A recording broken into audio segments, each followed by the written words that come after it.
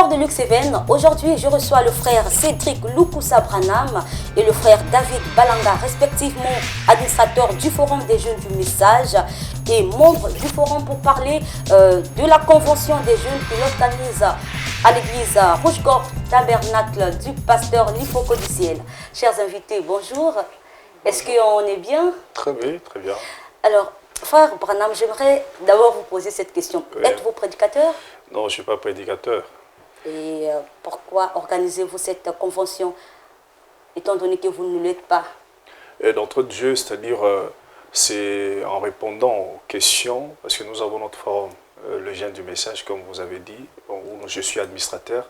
C'est quand nous voyons des besoins qui courent au milieu des enfants de Dieu.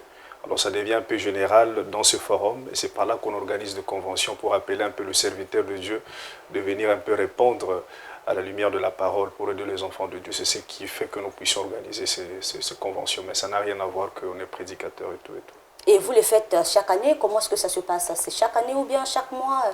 Eh bien, on le fait chaque année, et surtout qu'il y avait Covid, et ça essaie un peu de bloquer beaucoup de choses. Mais on le fait chaque année quand on récolte un peu de questions qui deviennent générales, comme je l'ai dit, et on crée une brèche pour organiser une convention. On appelle le serviteur de Dieu de venir un peu répondre aux quelques questions qui dérangent un peu les enfants de Dieu. C'est un peu ça. Alors, le secret de la réussite est le thème choisi cette année. Qu'est-ce que ce thème renferme-t-il? Oui, le secret de la réussite, comme vous venez de le dire, nous avons choisi le secret de la réussite parce qu'aujourd'hui, il y a pas mal, comme sur plusieurs thèmes que nous allons entrer en détail, sur comme le secret de la réussite dans le mariage, dans l'entrepreneuriat, dans l'appel, l'exercice du ministère, dans le mariage, parce qu'aujourd'hui, nous enregistrons pas mal de divorces au milieu des enfants de Dieu et ça ne va pas. Alors comment, qu'est-ce qu'il faut? Alors c'est par là qu'on organise, on organise cette convention pour que les enfants de Dieu viennent, on appelle le serviteur de Dieu et on met un peu la parole, que ce que le Seigneur dit. Et son prophète, parce que le prophète en a déjà répondu à toutes ces questions, comment faire pour que vous puissiez réussir dans votre mariage et l'entrepreneuriat. Aujourd'hui, il y a beaucoup de jeunes, pas seulement de jeunes, de croyants aussi, de frères partout et tout, ça ne marche pas. Quelqu'un qui peut avoir $50, mais il ne sait pas comment faire avec ces $50. Alors nous appelons des frères qui ont quand même l'expérience dans ce domaine-là, pour essayer un peu d'aider les enfants de Dieu, leur montrer un peu comment faire pour que les choses puissent aller de l'avant. C'est juste répondre aux besoins des enfants de Dieu. Alors, le frère David, vous avez été de l'autre côté de Kinshasa. Est-ce que vous pouvez nous dire comment était cette conférence? Qu'est-ce qui s'est passé? Est-ce que c'était une réussite? Ok. J'ai été à Kinshasa, j'ai assisté à la 3e édition. C'était vraiment merveilleux. En fait, j'ai été étonné de voir comment les jeunes étaient vraiment unis. Et nous, on a quitté, c'était une délégation, on a quitté le Congo parce qu'on a représenté le Congo, on était à 5. Mais la manière que les frères et sœurs de Kinshasa nous ont accueillis, c'était compliqué pour nous en fait. Nous étions étonnés. Et dans la convention, j'ai bénéficié de beaucoup de choses, surtout sur l'entrepreneuriat et la marche chrétienne. Vraiment, ça m'a beaucoup aidé. Dans mes affaires, dans mes business, je suis parti un peu plus trop loin parce que j'ai assisté, il y avait des coachs là-bas qui nous ont parlé comment entreprendre et tout. Il y avait aussi des grands pasteurs qui nous ont parlé comment se marier selon le message. Et j'avais vraiment bénéficié de beaucoup de choses. Donc voilà pourquoi je suis venu aujourd'hui avec le frère Cédric qui est là, pour inviter les jeunes comme moi. J'aimerais que nous aussi, les jeunes de Pointe-Noire, nous soyons unis comme ce que j'ai vu à Kinshasa. Et nous puissions aussi aider le frère Cédric qui est venu, qui a quitté l'Afrique du Sud pour venir organiser la convention. Et je crois que si nous, les jeunes de Pointe-Noire, les croyants, les chrétiens de Pointe-Noire, nous venons pour assister à la convention, je crois que nous allons encore bénéficier de beaucoup de choses. Comme moi aussi j'ai bénéficié, bien sûr. Effectivement. Alors, frère Branham, la parole ou l'Église, la parole de Dieu, rime-t-elle avec le développement personnel, financier, moral? Est-ce qu'il y a un lien entre ces deux notions, donc la parole de Dieu et le développement? Oui, c'est parce que c'est comme le prophète. La parole c'est-à-dire le finance, comme vous venez de le dire. C'est comme on l'a toujours dit, l'évangile ne peut pas marcher sans l'argent. Ça demande toujours de l'argent. même pour parler, les micros et tout, c'est toujours l'argent. Alors, l'évangile ne peut pas marcher sans l'argent, c'est-à-dire il faut que l'argent soit là. Alors, comment avoir de l'argent? On peut prêcher, on peut dire, on peut prier, non, vous aurez l'argent. Maintenant, comment? L'argent ne peut pas descendre du ciel. Il faut maintenant que des gens viennent pour vous expliquer. Des gens qui ont maîtrisé un peu la chose, vous donner un peu leur expérience, comment faire pour que ça puisse un peu donner dans ce sens-là. C'est un peu ça, mais avant tout, Dieu dans la chose, et après, on essaie un peu d'aller dans le pratique. C'est ça le pratique, c'est-à-dire appeler le frère qui s'y connaissent un peu dans le domaine et d'aider les enfants de Dieu dans ça. C'est-à-dire le pratique, on prie ici et on applique aussi. C'est un peu ça. Donc ici, si je comprends, en fait, l'idée c'est montrer la parole de Dieu aux gens et expliquer qu'est-ce qu'on peut faire avec la parole et où est-ce qu'on peut aller avec la parole. Oui. Est-ce que c'est cela ou bien vous voulez essayer de joindre ces deux notions, les lier entre la parole de Dieu, montrer que on ne peut pas réussir sans la parole de Dieu, ou bien lorsque vous recevez la parole, voilà ce qu'il faut faire pour accéder à... Oui. La parole est là. C'est comme le prophète. Le prophète William Branham en a parlé sur tout ça. Il a parlé, il a dit, vous devez faire ça, vous devez prier, vous devez faire ça. Mais après, il a aussi parlé de l'entrepreneuriat, l'investissement, comment faire les choses bien pour que ça puisse marcher.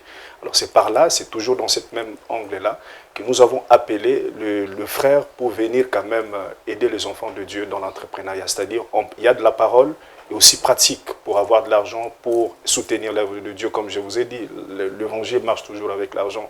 C'est un peu dans ce sens-là. Alors, vous allez parler, dans cette 5e édition, c'est donc pour parler du secret de la réussite. Oui. Alors, moi, je me dis que c'est quand même un thème pertinent. Est-ce que c'est uniquement les jeunes qui sont conviés ou bien c'est tout le monde?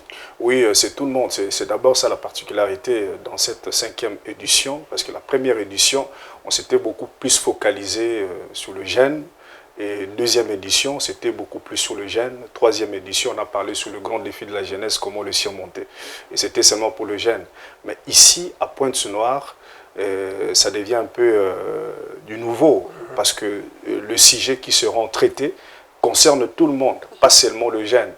Parce que comment réussir dans le mariage, le divorce que nous enregistrons, ce n'est pas seulement le jeune, mais c'est tout le monde. Il y a des difficultés, des choses ne marchent pas.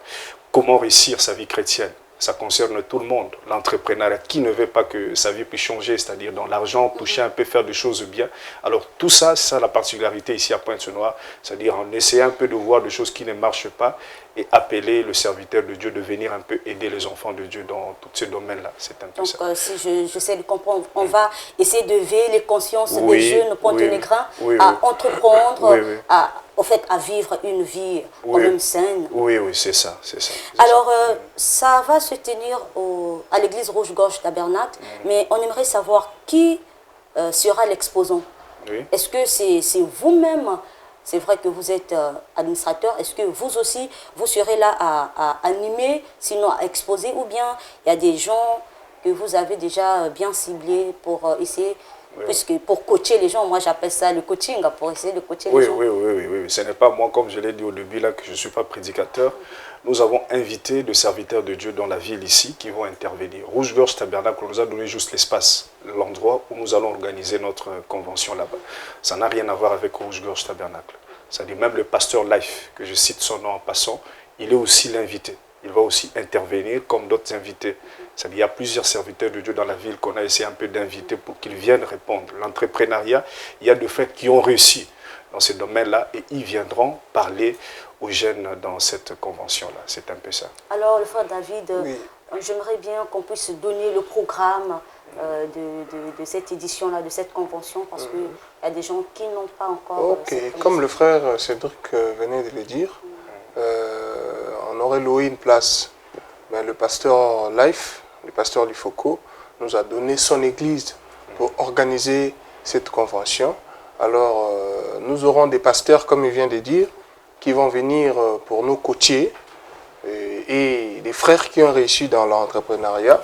Ils seront là aussi pour nous coacher, nous apprendre comment arriver aussi comme eux aussi. Voilà, et le programme est que nous allons démarrer ce jeudi, je crois, et à 14 h. À 14 h, la convention va commencer, de 14 h à 18 h. Et Le lieu, c'est l'église Rouge-Gorge, à Saint-Kizito. Donc, Saint-Kizito, dès que vous arrivez là, vous demandez l'église de l'Ifoko du ciel, comme les gens le disent. Hein. L'église de l'Ifoko du ciel, même un petit enfant peut t'amener à l'église. Donc, dès que vous descendez à l'arrêt Saint-Kizito en Kouikou, et vous arriverez à l'église Rouge-Gorge. Je voulais encore insister aux frères et sœurs par rapport à l'heure.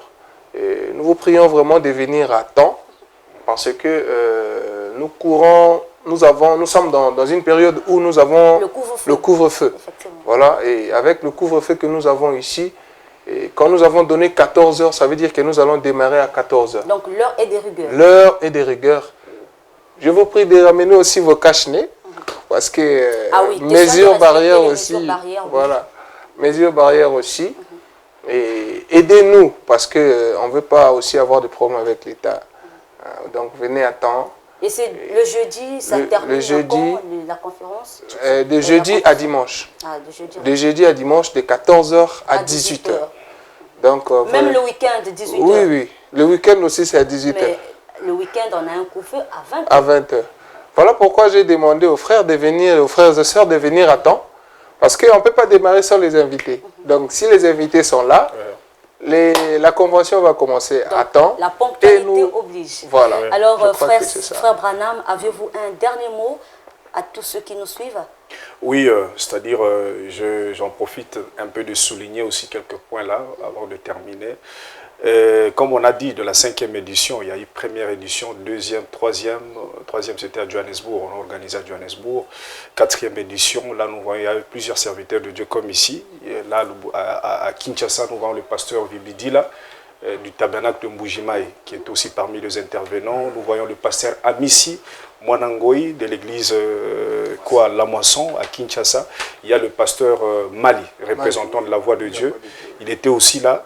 Et il y avait le pasteur Gédon Kassonga Mayamba, il y avait le pasteur Eugène Kabongo, il y avait quand même plusieurs pasteurs, les hommes de Dieu qui sont venus. Et je crois que ça va se passer aussi ici. Nous avons aussi invité des serviteurs de Dieu de la ville ici. Ils vont aussi intervenir.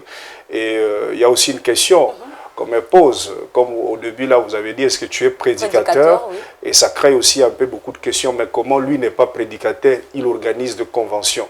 C'est sur base de quoi? Je crois que, comme d'habitude, ça, je m'adresse un peu aux croyants. Pour répondre un peu. Et puis, je crois que vous pouvez regarder cette caméra. Oui, je crois qu'il y a une citation. Parce que tout ce que nous faisons, on doit toujours faire ça avec la parole. C'est un peu ça. Je crois, si nous lisons dans Voir Dieu, prêché en 1959, Frère Branham dit, dans le paragraphe 3, il dit « J'aimerais aussi dire quelque chose à mon jeune frère ici, Roy Border. Cela fait peu de temps depuis que je connais Frère Border. J'avais toujours désiré trouver quelqu'un qui pourrait organiser les réunions pour moi. Frère Roy semblait tomber à pic. Il n'est pas un ministre. Frère Roy n'est pas un ministre. C'est un homme d'affaires.